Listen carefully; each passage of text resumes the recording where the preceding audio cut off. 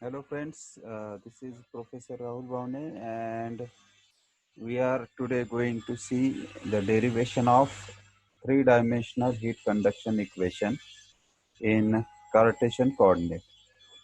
So let's start. So in a Cartesian coordinate we are considering one element. So in Cartesian coordinate we required three axes x, y and z.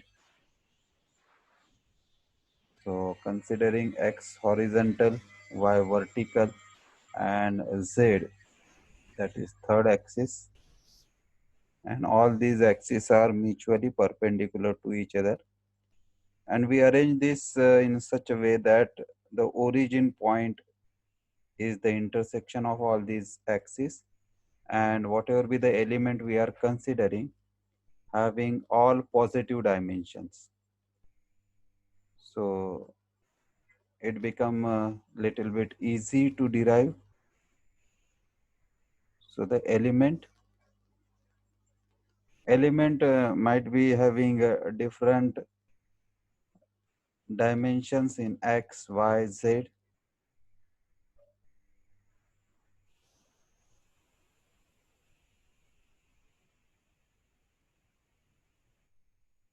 So it is just like a cubical element we are considering, but it might be again, it might be having a different dimension in different directions. So one element, this is the thickness of this element along x direction, so label as dx. This is the thickness of element along z direction, so we are labeling as dz, and these dimension are not going to change, and it is a fixed constant throughout the derivation, so we are denoting it is as dx, dy and dz. Now we are considering, suppose x direction, heat is entering as qx and heat is leaving as q x plus dx. So it is a notation qx entering in a direction of x to the element, qx plus dx is the heat out in a direction of x. Similarly, qy is the heat element entering in a y direction, and qy plus dy is the heat out in a y direction.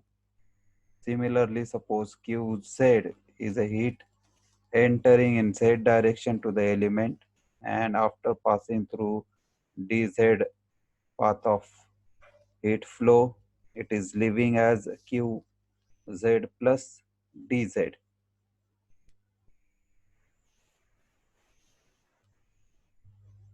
So this is a diagram for our Cartesian coordinates. Now, as we know Fourier's law of heat conduction, we are first considering only x direction and derive the values for x direction, and then we will find for y and z.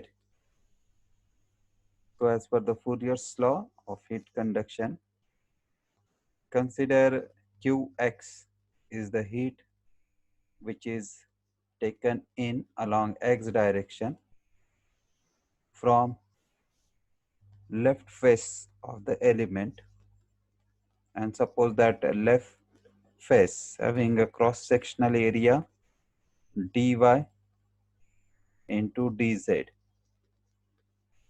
So area of heat entering is dy into dz. So as per Fourier's law, Qx is equal to minus k, but we are considering n an isotropic material. So thermal conductivity in X, Y, and Z, all direction having a different value. So Qx equal to minus Kx, thermal conductivity in X direction, area, and del T by del X. Now we are considering heat flow out. Heat flow out from right face in a direction of X. So in a direction of X, heat flow out from the element after traveling a path length of dx,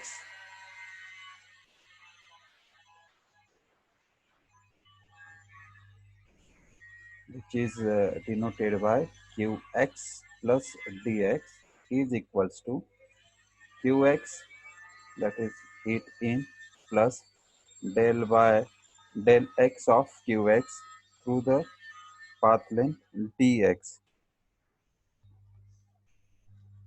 So this is the heat coming out from the element in a direction of x. Now the exact heat accumulated in this element when heat flow in a direction of x. So that is the heat accumulated in the element when there is a heat flow qx and qx plus dx. So the exact heat remain inside the element when we considering only x direction is,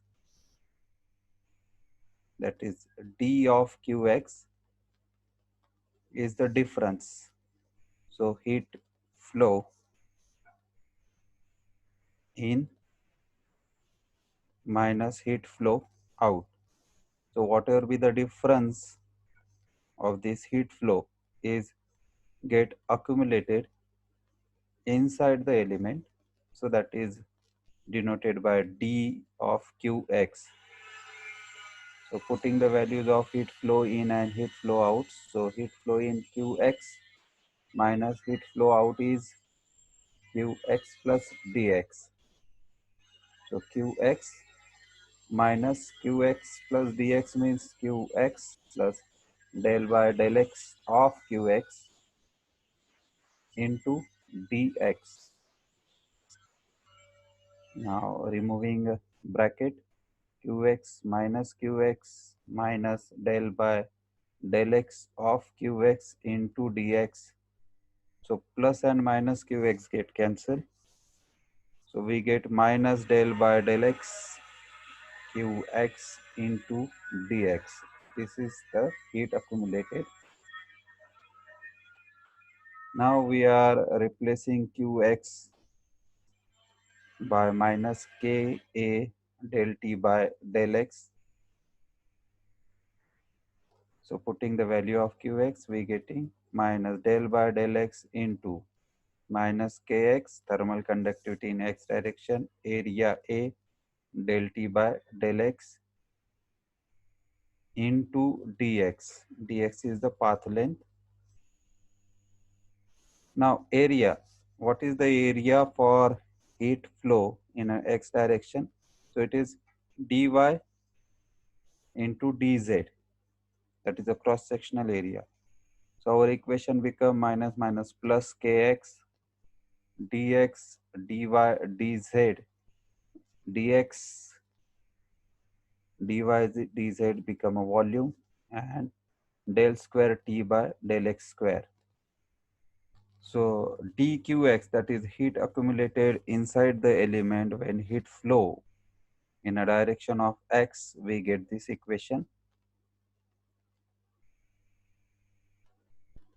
Similarly, we can find out the part of heat accumulation in a y direction, in a z direction, but to shorten the length of derivation, we writing similarly. Similarly, heat accumulated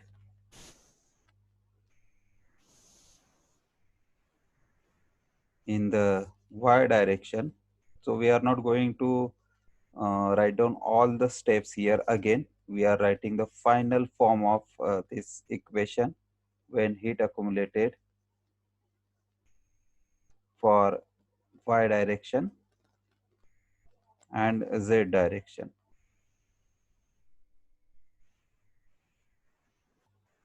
So for y direction, it become dqy. Kx will replace by ky. Volume remains same, dx, dy, dz. Del square t by del x square replaced by del y square. So this is the net accumulated heat in a direction of y. And in the same way,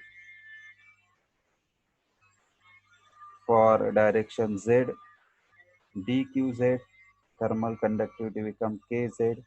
Volume remains as it is, d del square t upon del z square. So this is amount of heat accumulated in z direction. So now we have heat accumulated part in all x, y, z direction.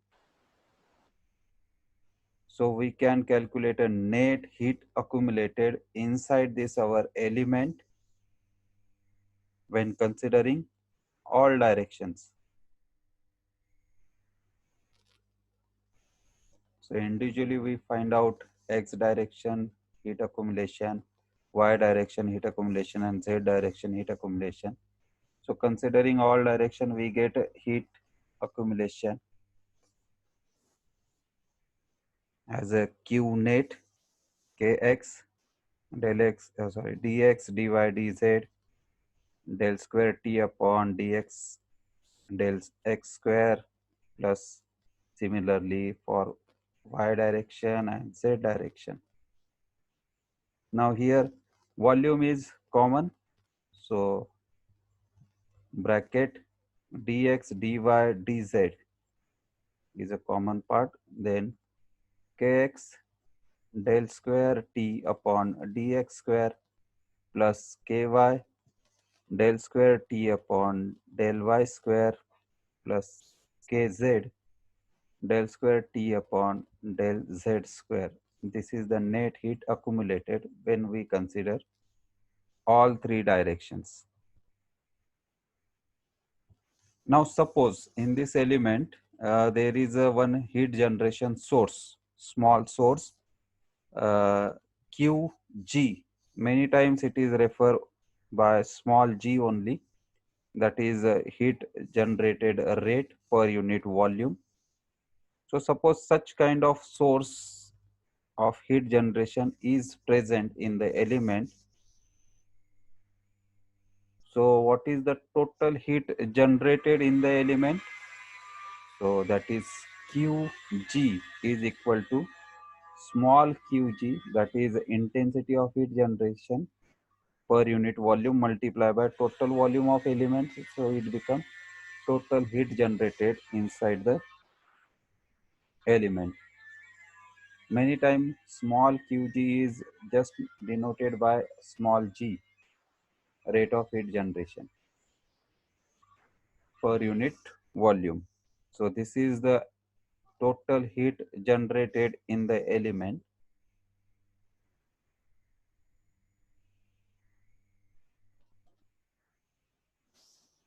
Now we are deriving equation for storing capacity.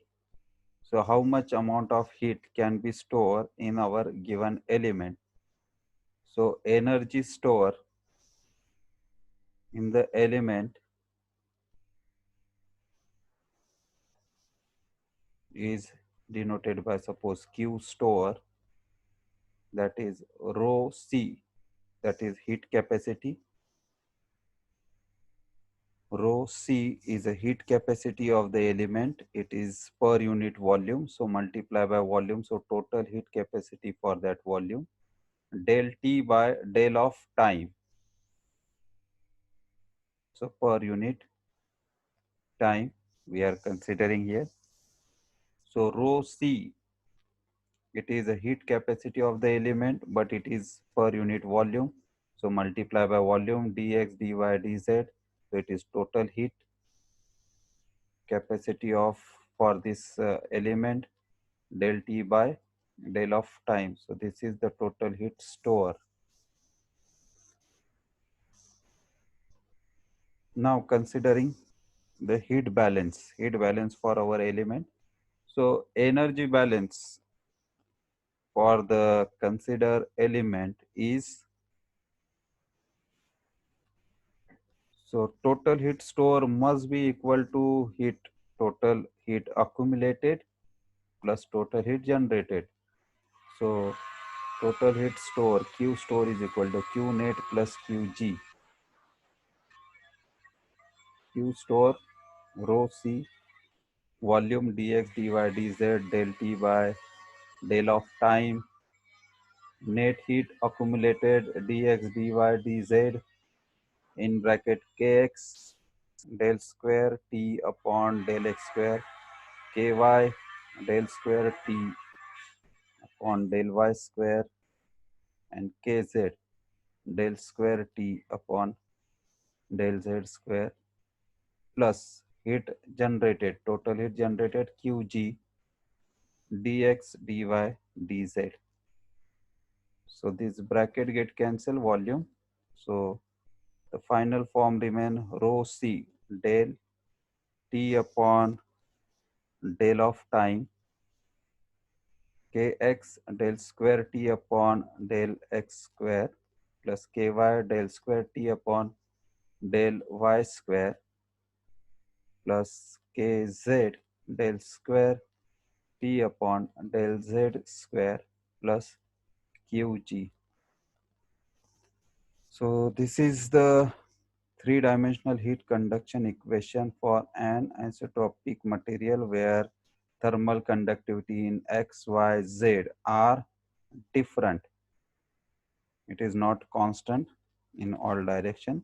So this is three-dimensional equation for such material. Now if all direction thermal conductivity is same, then it is called isotropic material. So considering isotropic material, that means thermal conductivity in all direction is same, constant. So kx must be equal to ky must be equal to kz. Suppose it is denoted by k. So equation become rho c del del t by del of time. Sorry, here not a square. So it is del t upon del of time. K. So kx, ky, kz are common. So we can remove out. So k in bracket del square t upon del x square plus del square t upon del y square plus del square t upon del z square plus qg. Now replacing k, dividing both side k. So rho c upon k, in second side k get cancel, and plus qg upon k.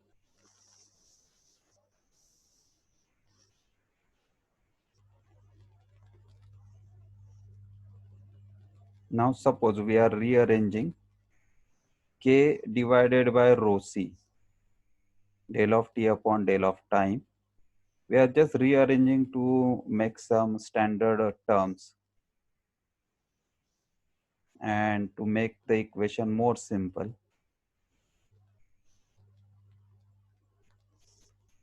So you might be know that is k upon rho c is nothing but a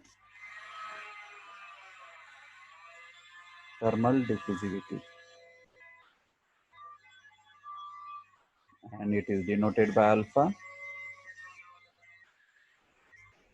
So 1 upon thermal diffusivity alpha del T upon del of time is equal to del square upon del x square plus del square T upon del y square plus del square T upon del z square plus qg upon k So this is a three-dimensional heat conduction equation for isotropic material. So remember, isotropic material means all direction thermal conductivity is same, Kx, Ky, Kz are equal, and isotropic material means all direction heat thermal conductivity having a value different. So Kx is not equal to Ky, is not equal to Kz likewise.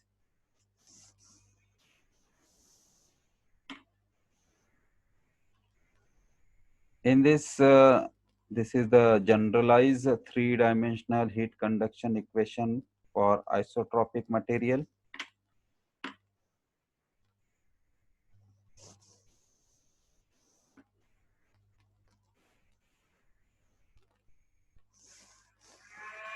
But also there is a simplified form. Suppose it is steady state. Steady states means del of t upon del of time is 0. So whole thing on left hand side becomes 0. So it become a Poisson's equation. Suppose there is no heat generation source inside the element. So Qg is 0. So remaining form of equation become a Fourier's equation. And if we consider a no heat generation, that is Qg is 0, as well as a steady state, del t by del of time is 0, then the final form remains is known as Laplace equation.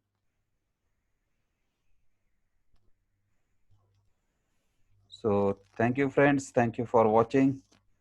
We will see next heat thermal or heat conduction equation numericals in next videos. Till then, thank you.